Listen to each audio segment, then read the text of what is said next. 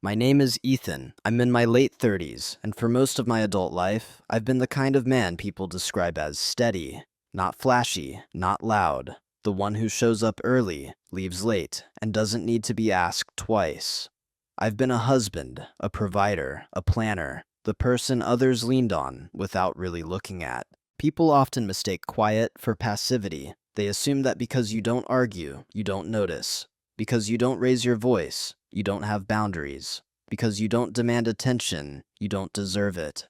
That assumption shaped how I was treated, at work, in friendships, and eventually in my marriage. This story isn't about revenge. It's not about winning an argument or exposing someone publicly. It's about what happens when honesty is reframed as control, when reasonable questions become moral accusations, and when silence slowly turns from patience into strategy. At one point, my life could have been summarized by a sentence I never expected to hear from the person closest to me. My wife said I was controlling. I was just asking where the money went. Another line followed soon after, one that stayed with me longer than the argument itself. Transparency turned into accusations the moment questions got uncomfortable. This isn't a story about villains or heroes. There are no dramatic explosions here, no shouting matches, no cinematic twists. What you'll hear instead is a slow emotional shift, a man realizing how he's been perceived, how that perception limits him, and how quietly reclaiming agency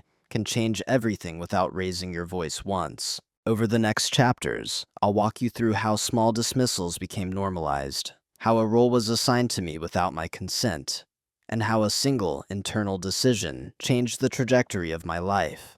You'll hear about silence, not as avoidance, but as choice. About preparation that looked like compliance. About the consequences that arrived without announcements. I'm telling this story as honestly as I can, not to justify myself, but to document something many people experience and struggle to name. If you've ever felt useful but invisible, trusted but dismissed, respected in theory but not in practice, this may sound familiar. There's no call to pick sides here, only an invitation to listen, reflect, and maybe recognize something in your own life that you've been explaining away for too long. So before we begin, let me ask you something gently. Have you ever been labeled a problem simply because you started asking questions that made someone else uncomfortable? As invisible. I thought I was respected, trusted, the kind of man people rely on because he doesn't complicate things. At work, I was solid. That was the word my manager used during reviews. Solid, dependable, low maintenance. I handled budgets, forecasts, long-term planning, the unglamorous backbone work that made other people's presentations look impressive. I didn't get interrupted in meetings because I rarely fought for the floor. When I spoke, it was usually at the end, after everyone else had circled the same ideas for 20 minutes. My comments were concise, practical, often adopted without credit. No one thought that was strange. Neither did I. In social settings, I was the listener, the driver, the one who remembered birthdays, handled logistics, and made sure bills were split evenly. Friends came to me when they needed advice, but rarely asked how I was doing. I didn't interpret that as neglect. I told myself it meant I was stable, low drama, easy to be around. And in my marriage, this is where it mattered most. I was the organizer of life. I handled taxes, insurance, savings, and retirement accounts. I wasn't secretive about it. In fact, I believed deeply in transparency. Numbers made sense to me. They told stories. They showed patterns before problems arrived. My wife used to say she appreciated that about me, that I made her feel safe, that she didn't have to worry about the future because I was on top of things. I held on to those words longer than I should have. Over time, something subtle happened. My role solidified. I became the man who managed outcomes, not feelings. The one expected to absorb stress without expressing it. When decisions went well, they were our success. When something felt tight or restrictive, it was because I was too controlling. That word, controlling, didn't appear all at once. It crept in sideways, in jokes at first. You and your spreadsheets, Mr. Budget Police. People laughed. I smiled. It seemed harmless. What I didn't realize was that the label had already begun to define how my actions would be interpreted. The same behavior that once meant responsibility slowly got reframed as suspicion. My calm questions started sounding like interrogations. To them, not to me. I was still doing the same things, tracking expenses, asking where money was going when numbers didn't line up, suggesting we review things together. But the context had shifted, and I hadn't noticed yet. To them, I was predictable, safe, unthreatening. I wasn't the kind of man who would suddenly change the rules or disrupt the balance. I had proven that through years of consistency. That consistency, ironically, made it easy to overlook me. No one worried about crossing my boundaries because they rarely saw me enforce any. I didn't complain. I didn't issue ultimatums. I believed that if I stayed reasonable, things would stay fair. Looking back, I can see how clearly the role was defined for everyone except me. I was the infrastructure, necessary but not visible, valued but not consulted when values shifted, trusted with responsibility but not with authority. And the most dangerous part? I agreed with that role without ever consciously choosing it. I thought being calm meant being mature. I thought not reacting meant being strong. I thought silence was generosity. What I didn't understand yet was this. When people get used to you absorbing weight, they don't notice how much they're placing on you. And when you finally ask them to look at it with you, they can mistake that request for control. At that point in my life, I still believed everything could be solved with conversation, with clarity, with goodwill. I hadn't learned yet that perception, once set, doesn't respond to explanations. It responds only to consequences. The first moment didn't feel important when it happened. That's why it stayed with me. We were sitting at the kitchen table on a Sunday morning, coffee going cold between us. I had my laptop open, not in a defensive way, not angled toward her like evidence, just open, because that's where our shared accounts lived. I had noticed a pattern the night before, small transfers, nothing dramatic, just enough to blur the edges of the monthly budget we'd agreed on together. I remember choosing my words carefully. "Hey," I said, keeping my tone neutral, "can we look at this for a second? I might be missing something." She didn't look at the screen. She sighed first, not loudly, just enough to signal inconvenience. "Why are you always checking?" she asked. That was new. I explained what I saw. I pointed to dates, amounts, and categories. I even laughed a little, trying to soften it. I said something like, "It's probably nothing. I just want to make sure we're on the same page." She finally looked at me then, not at the numbers, at me. "I don't like feeling monitored," she said. "It's controlling." The word landed heavier than it should have. I didn't argue. I remember nodding, slowly, like I was absorbing feedback. I said I understood. I closed the laptop, told her we could talk about it later if she wanted, that I trusted her. And that should have been the end of it. But it wasn't the conversation that mattered. It was what followed, or rather, what didn't. Nothing changed. Not the spending pattern, not the lack of explanation. What changed was the tone around my questions. From that day on, any attempt at clarification came with tension already baked in. What struck me later was how quickly the room rearranged itself emotionally. Her discomfort became the central issue. My confusion became secondary. The numbers, objective, unemotional, disappeared from relevance entirely. When I mentioned it to a friend weeks later, casually, over drinks, he laughed. "Man, you're married," he said. "You've got to pick your battles." Another friend added, "At least she's not hiding anything, right?" I let it go, or at least I pretended to. What I didn't say out loud was this. I wasn't accusing. I wasn't restricting. I wasn't demanding permission. I was asking where the shared money was going. That was it. Transparency turned into accusations the moment questions got uncomfortable. That was the first cut, small, clean, easy to dismiss. After that, I became more careful, not with the finances, with myself. I asked fewer questions. I delayed them. When something didn't add up, I told myself I'd check later, or that it wasn't worth the tension. The irony is that my silence was interpreted as improvement. Things felt better to her, less friction, less pressure. She joked once that I'd finally relaxed. Inside, something else was happening. I started remembering moments instead of reacting to them, logging patterns mentally, not because I was planning anything, but because I was confused, and confusion wants structure. Every time I chose peace over clarity, I felt a small internal withdrawal, not anger, not resentment, just distance. That's the part people don't talk about. How easily love adapts to unspoken rules. How quickly you learn what not to ask if you want things to stay calm. From the outside, nothing was wrong. From the inside, a quiet question had been left unanswered and labeled dangerous. I didn't know it yet, but that moment at the kitchen table would become a reference point. The first time I understood that how I was perceived mattered more than what I was actually doing. And once that shift happens, you don't unsee it. After that morning at the kitchen table, nothing dramatic followed. There were no blow-ups, no ultimatums, no cold silences stretched across days. Instead, something far more subtle settled in, a new normal that didn't announce itself as a problem. The questions didn't stop because the answers arrived. They stopped because I stopped asking them. At first, I told myself I was being considerate, that marriage required flexibility, that not every concern needed to be dissected. I repeated phrases I'd heard 100 times before. Choose peace, let it go, trust your partner. So I did. When another irregular charge showed up, I noticed it, and then I closed the app. When a savings transfer didn't happen as planned, I told myself it would balance out next month. I didn't want to be that guy. The one who hovered. The one who turned every conversation into a spreadsheet review. What I didn't realize was that my silence was being interpreted as consent. The pattern repeated itself beyond money. If I raised a concern about scheduling, priorities, or decisions that affected both of us, it was often met with a familiar deflection. You're overthinking.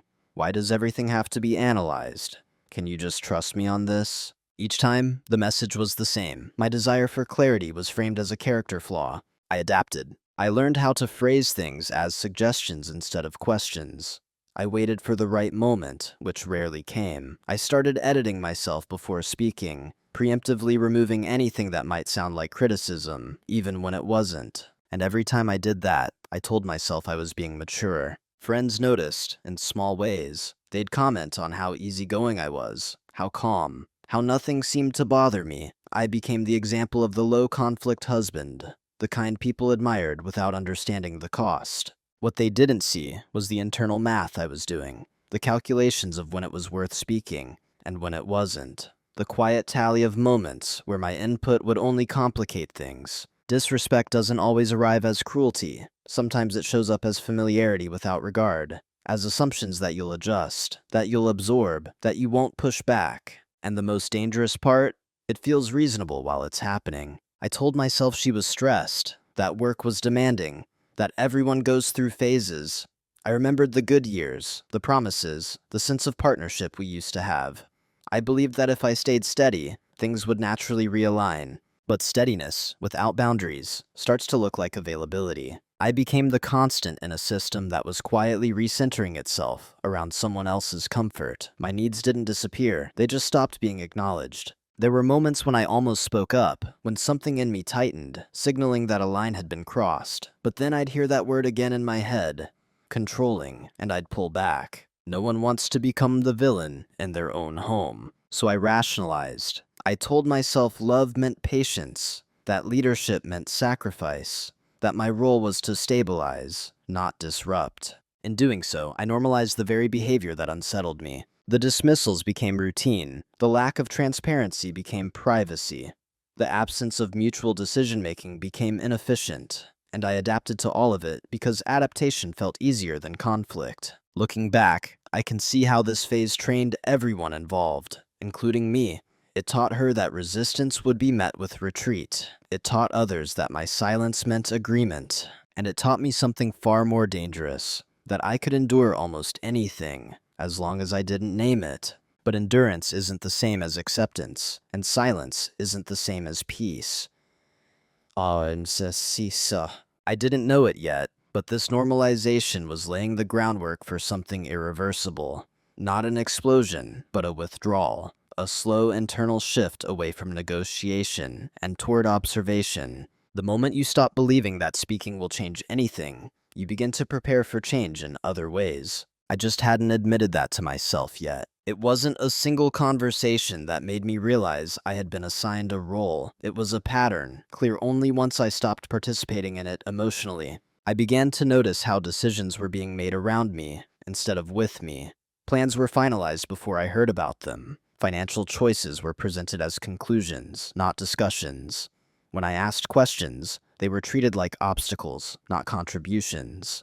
"You're so good at handling things," she'd say. "You always figure it out." At first, those words sounded like trust. Eventually, they sounded like a delegation without consent. I was the one expected to absorb consequences. If something ran over budget, I would adjust. If plans conflicted, I would rearrange my schedule. If something needed fixing, I would quietly fix it. That was my function. What I wasn't expecting to do was challenge direction. I saw it in the way my concerns were waved off, with reassurance instead of engagement, in how my calm tone was used as proof that things weren't serious, and how my reliability became the justification for not involving me sooner. The role was clear. I was the stabilizer, the buffer, the man who made things work without needing credit or consideration. And roles, once assigned, come with expectations. When I deviated, when I asked for an explanation instead of accommodation, it disrupted the script. That disruption was framed as a problem with me, not with the situation. I remember a moment when she said, half joking, "You're not usually like this." What she meant was, "You're not usually difficult." That's when it clicked. I wasn't being evaluated on fairness or reason. I was being measured against consistency, against how well I stayed within the boundaries of usefulness. I realized then that my value had become conditional. As long as I was predictable, agreeable, and self-contained, things ran smoothly. The moment I asserted curiosity or concern, the tone shifted. This wasn't cruelty, it was convenient. And convenience doesn't like friction. I thought back to all the times I had stepped in to solve problems quietly. All the times I had chosen efficiency over expression. I had trained the system myself. The truth was uncomfortable. No one had forced this role onto me. I had accepted it, reinforced it, and protected it because it felt responsible. But responsibility without agency turns into obligation. Once I saw the role clearly, I couldn't unsee it. I noticed how often my presence was assumed rather than requested, how my effort was expected rather than appreciated, how my silence was used as confirmation. I wasn't angry. That surprised me. I felt something closer to clarity. If this were the role I occupied, then continuing to fight within it would only reinforce it. Explaining myself wouldn't change the script. Proving my intentions wouldn't either. Roles don't dissolve through argument. They dissolve when the person playing them stops performing. That realization didn't come with confrontation. It came with a quiet internal shift. I stopped trying to be understood in moments where understanding wasn't actually being sought.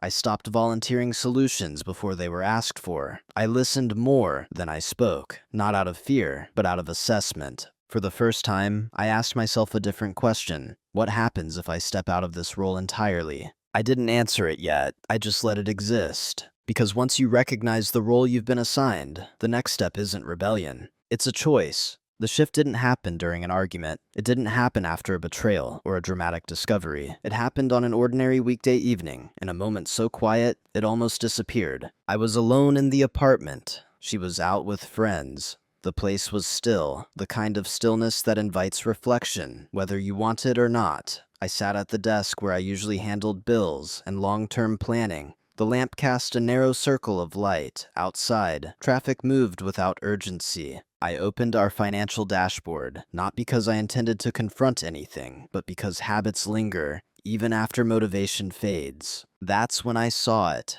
Not a single transaction, not a smoking gun, a pattern. Small discretionary expenses had accumulated into something larger. Accounts that were supposed to stabilize had been quietly drained and replenished in cycles that didn't align with our agreed plan. Nothing illegal, nothing sensational. Just enough to undermine what I thought we were building together. For the first time, I didn't feel the urge to explain it away. I didn't tell myself she was just busy, or stressed, or that I was being too analytical. I didn't rush to close the laptop to preserve peace. Instead, I sat back and let the information settle without assigning it an emotional label. That was the moment. I realized that clarity didn't require permission. Up until then, every question I had asked carried an invisible hope. That being reasonable would invite reciprocity. That transparency would be mutual if I approached it gently enough. That hope quietly expired that evening. Not in bitterness, in acceptance. I understood something simple and unsettling. If asking for clarity repeatedly creates tension, then the tension isn't caused by the question. It's caused by what the answer might require. And I understood something else too, something about myself. I had been operating under the assumption that harmony was the highest priority, that maintaining emotional equilibrium justified personal compromise, that being the calm one was a virtue in itself. But harmony that requires one person to stay small isn't harmony, it's compliance. That night, I didn't decide to confront her. I didn't decide to leave. I didn't decide anything outward at all. I decided something internally. I decided that I would stop seeking permission to understand my own life. No announcement followed, no shift in tone, no visible change. But internally, the axis moved. I began to look at past interactions differently. Not through the lens of blame, but through the lens of pattern recognition. I saw how often clarity had been deferred, how often my discomfort had been reframed as control, how consistently the burden of adjustment had landed on me, and I saw how little had changed in response to my patience. That realization didn't make me angry, it made me focused. The next day, when she came home, I didn't bring anything up. I listened, I responded, I was present, but something was different beneath the surface. I wasn't suppressing questions anymore. I was postponing them intentionally. Silence, I realized, didn't have to mean surrender. It could mean preparation. That evening marked the end of one phase of my life, the phase where I believed clarity would arrive through conversation alone. I didn't know yet what the next phase would look like. I only knew that I wouldn't continue moving forward blind. And for the first time in a long while, that certainty felt steady instead of heavy. After that evening, nothing about my behavior changed in a way anyone else could point to. I still woke up early, still went to work, still asked how her day was, still handled responsibilities with the same efficiency. But the reason for my silence had changed. Before, I stayed quiet because I didn't want to cause friction. Now, I stayed quiet because I was observing. That difference matters more than people realize. When silence comes from avoidance, it's fragile, it's full of tension, it leaks out in passive remarks, in resentment, in exhaustion. But when silence comes from choice, it's calm, intentional, it creates space instead of pressure. I stopped volunteering explanations. I stopped preemptively justifying myself. If a decision was made without my input, I noted it. But I didn't chase clarification anymore. I let the pattern continue uninterrupted. And because of that, people became comfortable. She seemed relieved. Conversations felt lighter. The tension around money disappeared. Not because it was resolved, but because it was no longer being named. She joked that things felt easier lately, that I was less intense. What she didn't see was that intensity had been replaced with attention. I started documenting, not obsessively, not emotionally, methodically. Dates, amounts, agreements we'd made in the past, deviations from those agreements, not to build a case against her, but to ground myself in reality. Because when your concerns are repeatedly dismissed, the mind starts to question its own accuracy. Documentation protects against that erosion. At the same time, I began pulling back in small, almost invisible ways. I stopped covering gaps automatically. If something was overlooked, I didn't rush to compensate unless asked. If plans conflicted, I let the inconvenience exist. No complaints, no announcements. People often assume that if someone isn't reacting, they aren't noticing. That assumption worked in my favor. At work, I did the same. I delivered what was required, no more, no less. I stopped smoothing over issues that weren't mine to fix. The system adjusted around the absence of my invisible labor, and no one connected it to a choice. That's the thing about quiet people. When they stop over-functioning, it looks like a coincidence. I also started educating myself, not out of suspicion, but out of responsibility. I reviewed financial best practices for couples, read about shared accounts, discretionary spending, and legal protections. I learned what options existed if transparency broke down completely. There was no panic in this phase, no urgency, just steady preparation. What surprised me most was how my silence was interpreted. It wasn't seen as a strength. It wasn't even noticed as a restraint. It was seen as compliance. And that misunderstanding gave me freedom. When people believe you've accepted a role permanently, they stop guarding their behavior around you. They reveal patterns more clearly. They make assumptions. They grow careless. I wasn't waiting for a mistake. I wasn't hoping for validation. I was aligning myself with reality instead of expectation. Silence, in that sense, became a filter. It removed emotional noise. It showed me what existed without my intervention. And what existed was clarity. By the time anyone noticed something had changed, the change had already taken root, not in them, but in me. I no longer needed to be understood to move forward. I only needed to be certain. And certainty, I learned, doesn't announce itself. What they never noticed was how much space silence creates. When you stop reacting, stop correcting, stop smoothing things over, The world doesn't pause. It keeps moving. People keep behaving exactly as they always have, sometimes more so. Patterns become clearer when you're no longer inside them trying to manage outcomes. That's when preparation truly began. Not preparation for confrontation, preparation for independence of thought. I stopped looking at individual moments and started looking at timelines, not just financially, but emotionally. I asked myself when the language had shifted from we to you, from shared responsibility to implied oversight, from partnership to tolerance. And once I saw that arc, I couldn't pretend it was accidental. I revisited old agreements we'd made casually over the years, not written contracts, conversations, statements like, "We'll always talk about big expenses," or "Let's keep savings untouched unless we agree." I remembered how those statements had once felt mutual, and how gradually they'd become optional. I wrote them down, not to trap anyone, to remind myself that my expectations hadn't come from nowhere. At the same time, I learned how easily memory can be rewritten when there's no record. How confident people become when they assume you won't challenge their version of events. So I documented facts, only facts, no commentary, no emotional framing. I also adjusted my posture, not physically, but structurally. I separated responsibilities where possible. I redirected some of my income into accounts I managed directly. Still transparent, still legal, still ethical, just clear. I didn't announce this shift because it didn't need an announcement. It wasn't a punishment. It was alignment. At work, something similar happened. I reviewed my contributions over the past few years and realized how much of my effort lived in gray areas. Tasks that weren't formally assigned, problems I solved before they became visible. I stopped doing that. I still performed well, but I let the system feel the absence of my silent interventions. No one accused me of disengaging. They just noticed things took longer, became messier, required more meetings. And in that mess, leverage quietly formed. I updated my skills, not dramatically, strategically. Certifications I'd postponed. Conversations with recruiters I never followed up on before. I wasn't planning an escape. I was restoring options. What struck me most during this phase was how little resistance I encountered, because no one thought there was a phase. They thought things were fine. She thought I'd finally accepted that finances didn't need to be discussed in detail. Friends thought I'd chilled out. Colleagues thought I was focused. No one noticed that I was repositioning myself from inside the system to just outside its emotional gravity. There was a calmness in that, a kind of neutrality that allowed me to see without flinching. I stopped hoping behavior would change. I stopped waiting for recognition.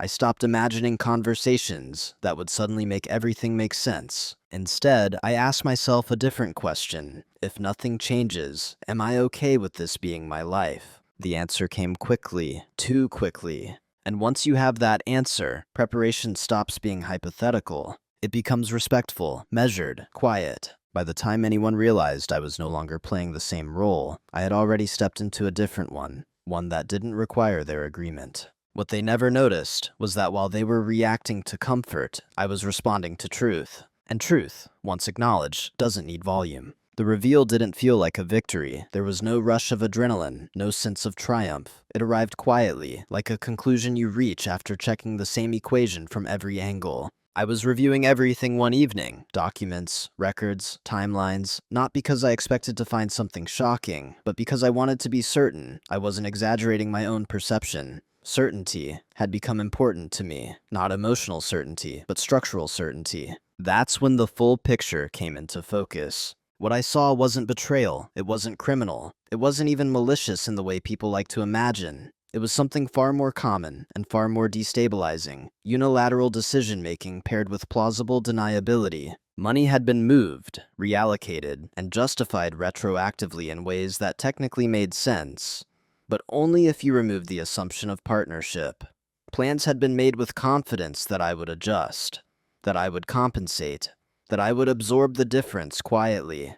And I always had. The leverage wasn't a secret account or hidden transaction. It was understanding. I understood the system better than anyone else involved in it. I knew what depended on my consistency, what timelines relied on my input, what protections existed, and which ones didn't when communication broke down. I understood the difference between access and authority.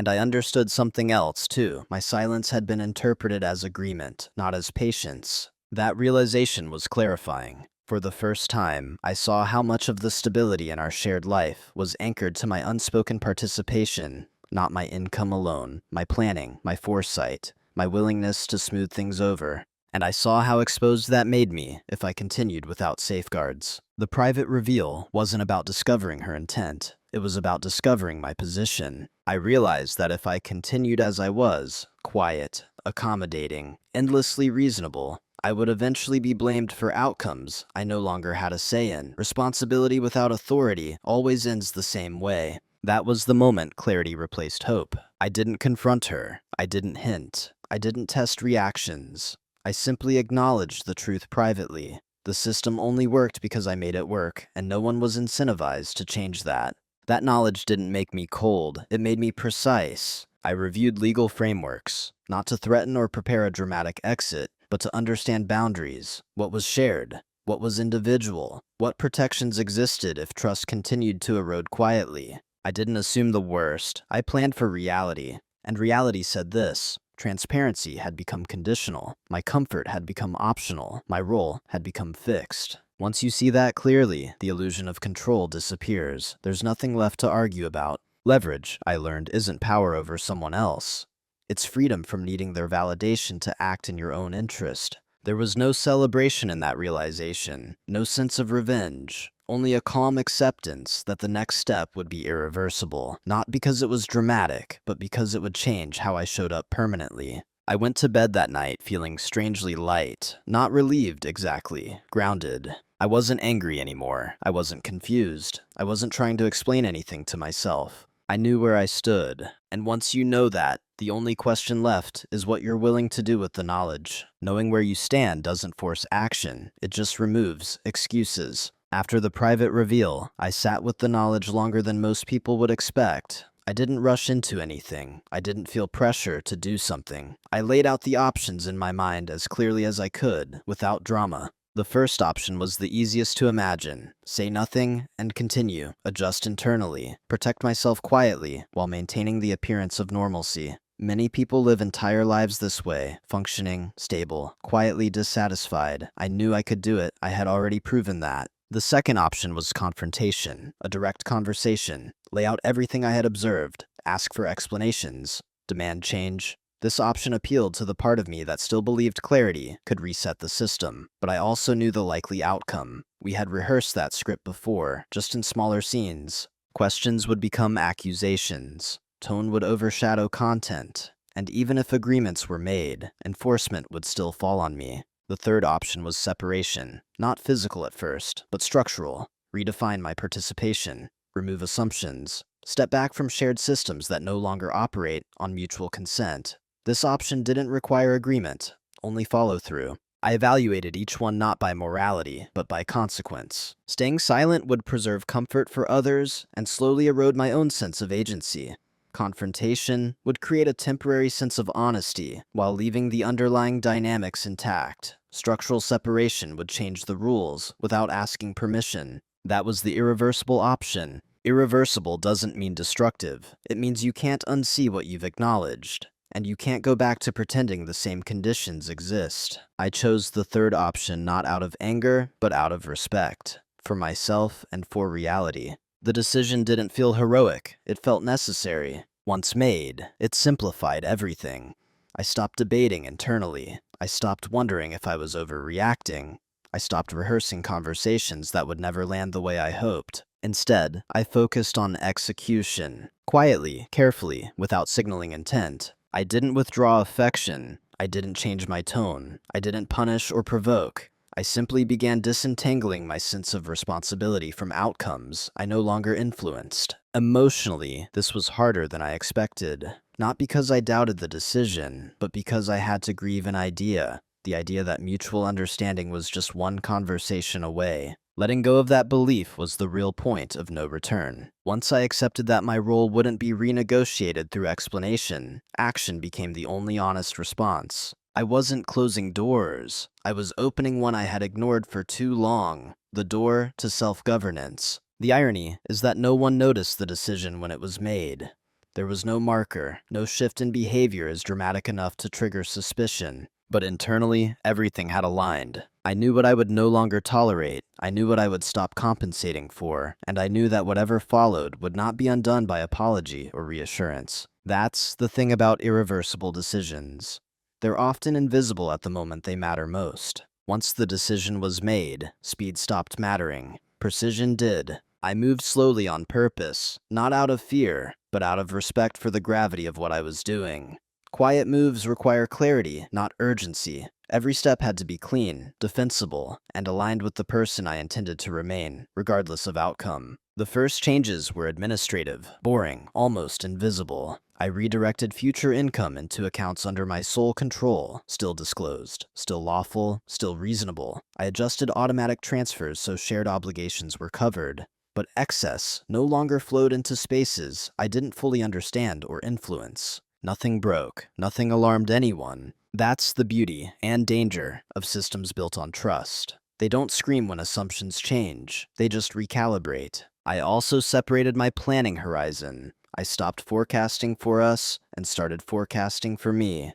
Retirement models, emergency funds, contingency planning, not as an exit strategy, but as a reality check. I wanted to know exactly how stable I was, without the narrative of partnership propping things up. At the same time, I consulted professionals quietly, not to accuse, not to strategize against someone, but to understand frameworks I had previously assumed would never apply to me. What surprised me was how neutral those conversations were. No one asked me why I was doing this. They simply explained options, boundaries, and risks. The lack of judgment was grounding. It reminded me that preparation doesn't imply hostility. It implies responsibility. At home, nothing changed on the surface. We still ate dinner together, still talked about our days, still shared routines. If anything, things felt smoother. My reduced engagement in financial discussions was interpreted as a lack of trust. That misunderstanding continued to work in my favor. I also stopped filling emotional gaps automatically. If tension arose, I didn't rush to resolve it. If confusion appeared, I let it sit, not out of cruelty, but out of realism. I was no longer interested in managing perceptions. People adjust to the version of you they think they know. When you quietly change the rules, it takes time for the feedback loop to catch up. At work, my repositioning continued. I formalized my responsibilities, clarified boundaries, declined tasks that fell outside my role unless they were explicitly acknowledged. Again, no confrontation, just structure. Opportunities emerged because of that structure. Conversations that hadn't happened before began to happen, not because I demanded them, but because I was no longer compensating for inefficiencies. Leverage, I learned, often appears when you stop hiding it. What struck me most during this phase was the absence of drama. I had expected internal turmoil, guilt, doubt. Instead, I felt aligned. For the first time in years, my actions matched my understanding. I wasn't asking anyone to change. I was changing my participation. No one noticed yet. That wasn't arrogance, it was math. Systems don't respond instantly to internal shifts. They respond when consequences accumulate. And I knew they would. But by then, I would no longer be explaining myself. The first consequences didn't announce themselves as consequences. They showed up as confusion. Small things stopped lining up the way they used to, not enough to cause alarm, just enough to create friction. Payments took longer to reconcile. Plans that relied on my quiet adjustments no longer resolved themselves automatically. At first, this was interpreted as a coincidence. A missed transfer here, a delayed confirmation there. Nothing that demanded confrontation, only mild irritation, the kind people assume will sort itself out. I noticed the shift immediately. Not because I was watching closely, but because I was no longer compensating. She asked once, casually, "Did something change with the accounts?" I said, "I've streamlined a few things. Everything essential is covered." That was true, and intentionally incomplete. She accepted it without pressing. Why wouldn't she? For years, my adjustments had been silent and reliable. There was no precedent for concern. But the system felt different now. Decisions that once landed softly now had edges. Trade-offs became visible. The margin I used to provide quietly was gone, and its absence was starting to be felt. Emotionally, I sensed a shift, too. A subtle restlessness. A need for reassurance that hadn't existed before. She seemed less certain, though she couldn't have said why. That's what happens when stability is assumed, instead of understood. Friends noticed it in passing comments, jokes about things being tight lately, questions framed as curiosity, not worry. No one connected the dots. I didn't correct them. At work, the same pattern unfolded. Projects slowed. Responsibilities were redistributed. People asked more questions about processes I had once smoothed over instinctively. My manager mentioned, almost offhandedly, that things felt more complicated than usual. I nodded. I didn't apologize. What struck me most was how quickly the narrative shifted internally for others. When outcomes changed, explanations followed, but none of them involved me. The assumption wasn't that I had changed. It was the circumstances that circumstances had. And that assumption protected me. I wasn't blamed. I wasn't praised. I simply wasn't intervening anymore. Emotionally, this phase required discipline. There were moments when it would have been easy to step back in, to restore ease, to smooth over tension. Old instincts don't disappear overnight. But every time I felt that pull, I reminded myself, this discomfort isn't new. It's just no longer being absorbed by me. That realization kept me steady. She began asking questions, not about money directly, but about plans, timelines, expectations, the same kinds of questions I had asked months earlier. The difference was context. Now, the uncertainty wasn't mine alone. I answered honestly, but briefly. I didn't expand. I didn't reassure beyond what was accurate. I let the answer stand without interpretation. People often assume consequences arrive as punishment. In reality, they often arrive as exposure. The system was being asked to function without my invisible labor, and it was revealing its true shape. I wasn't angry watching this unfold. I wasn't satisfied either. I felt something closer to neutrality. This wasn't about teaching anyone a lesson. It was about no longer shielding them from reality.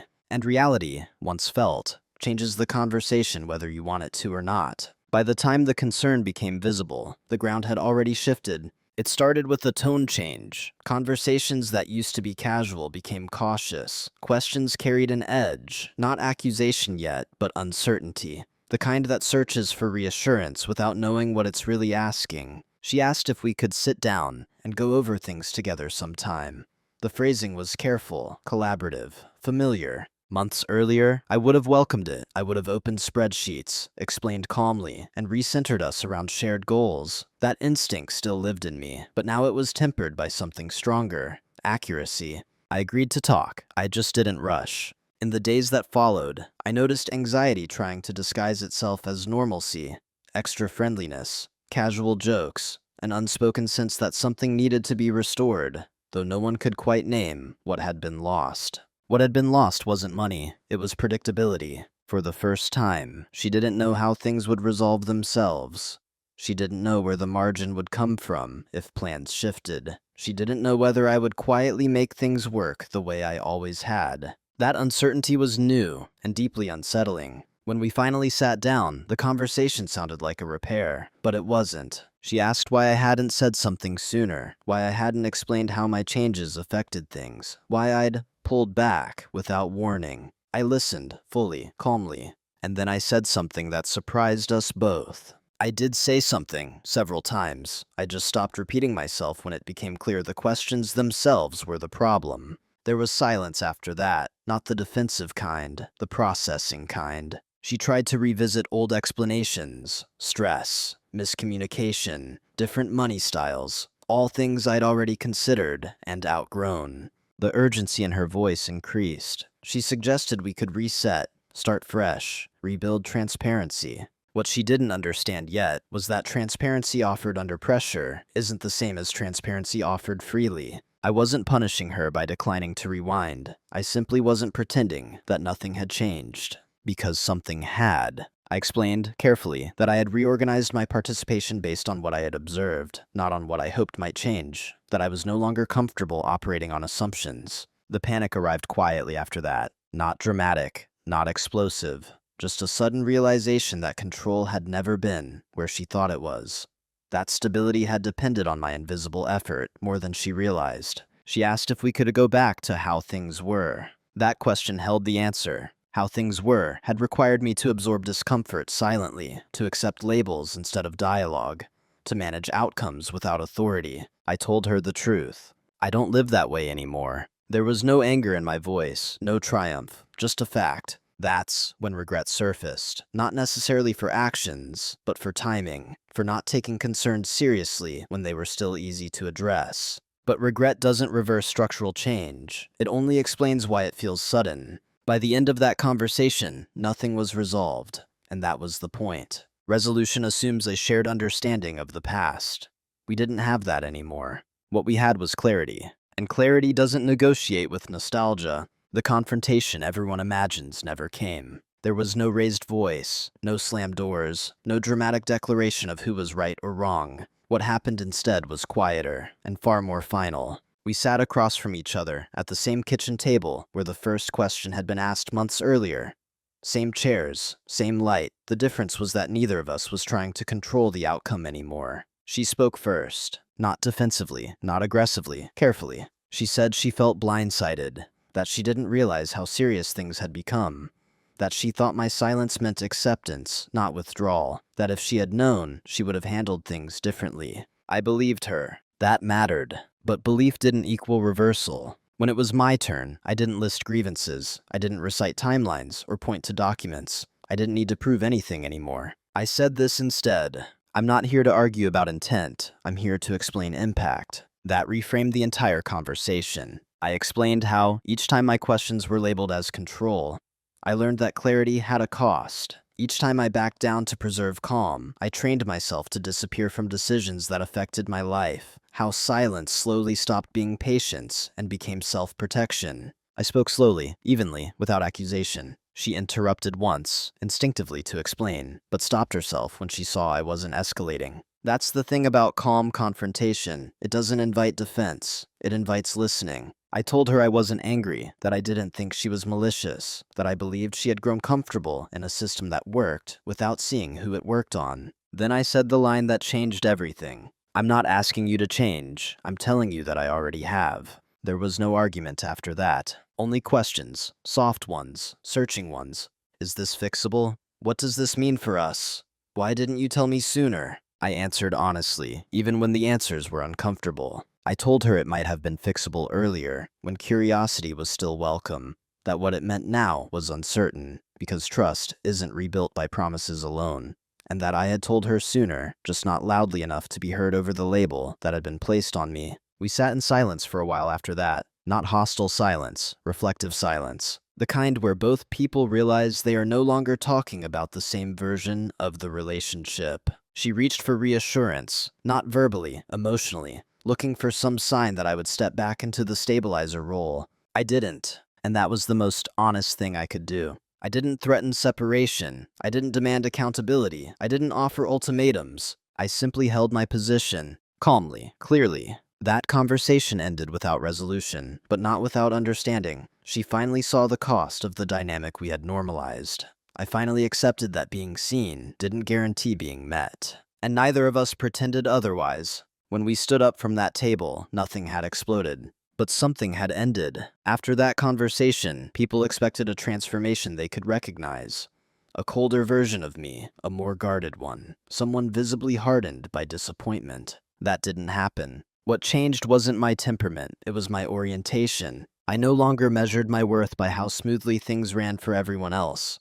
I no longer confused being needed with being valued, and I no longer interpreted calmness as an obligation to absorb discomfort in silence. I'm still quiet, still deliberate, still careful with my words. But those traits belong to me now. They aren't tools for maintaining someone else's comfort. The biggest difference is internal. I don't negotiate with myself anymore. When something feels misaligned, I don't explain it away. I don't postpone clarity for the sake of peace. I ask the question once, directly, without apology. And if the answer reveals avoidance instead of engagement, I respond accordingly. That response isn't dramatic, it's structural. I choose where my energy goes, where my effort lands, what systems I participate in, and which ones I step back from. That shift has changed every area of my life. At work, I'm respected differently now, not because I'm louder, but because my boundaries are legible. I still contribute, but only where contribution is mutual. I no longer rescue broken processes quietly. I let accountability surface. In relationships, I'm more selective, not colder, clearer. I listen, but I don't disappear. I collaborate, but I don't overfunction. When someone labels curiosity as control, I treat that as information, not a verdict. The absence of bitterness surprised me. I had expected anger to arrive once I stopped suppressing it. Instead, what arrived was relief, because bitterness often comes from fighting to be understood in places that benefit from misunderstanding you. I stopped fighting. I also stopped narrating my choices. I don't need to justify why I ask questions.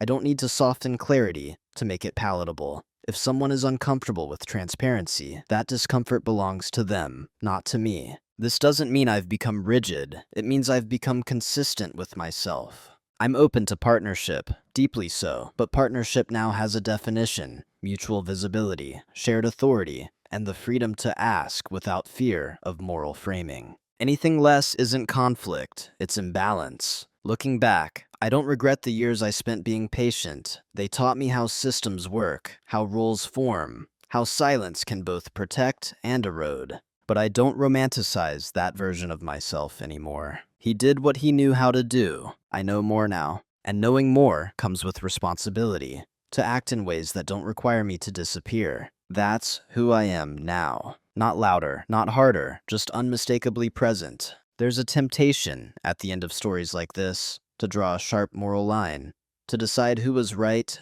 who was wrong, and who learned the bigger lesson. But real life rarely offers that kind of clarity. What I learned isn't that asking questions is dangerous, or that silence is strength, or even that partnership inevitably erodes over time. What I learned is simpler and harder to accept. When honesty is framed as control, the relationship is already negotiating power, not trust. That doesn't mean the other person is evil. It doesn't mean you were foolish for staying quiet. It means a dynamic formed where comfort mattered more than clarity, and clarity always pays the price in that exchange. For a long time, I believed that being calm meant being safe, that if I explained myself well enough, gently enough, things would eventually balance out. I believed patience was a virtue that solved most problems. Patience is a virtue, but only when it isn't one-sided. The moment patience becomes a requirement for one person and an expectation for another, it stops being a virtue and starts being a role. Quiet dominance, as I understand it now, isn't about outsmarting someone or orchestrating outcomes.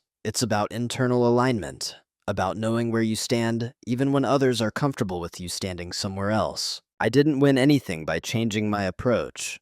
I didn't take something from anyone. I simply stopped giving something away unconsciously, my agency. And here's the part that matters most. None of this required cruelty, or humiliation, or dramatic exits. It required restraint, consistency, and the courage to let discomfort exist without rushing to fix it. If you're listening to this and recognizing yourself in parts of it, I want to be clear about something. You don't need to become colder. You don't need to become louder. You don't need to prove anything. You only need to notice when your reasonable questions are treated as threats, and what that pattern asks you to sacrifice. Sometimes the most powerful change isn't confronting someone else. It's withdrawing your participation from a system that only works when you stay silent. That's not punishment, that's the truth. I don't tell this story to invite judgment or to offer a template. Every relationship is different. Every context has its own nuances. But patterns repeat because human behavior does. And when they do, awareness is the beginning of choice. So I'll end with this, not as a challenge, but as an invitation to reflect. Have you ever been called controlling, difficult, or too much simply because you asked questions that made someone else uncomfortable? And if so, what did you do with that moment? If you're willing, I'd like to hear your thoughts in the comments.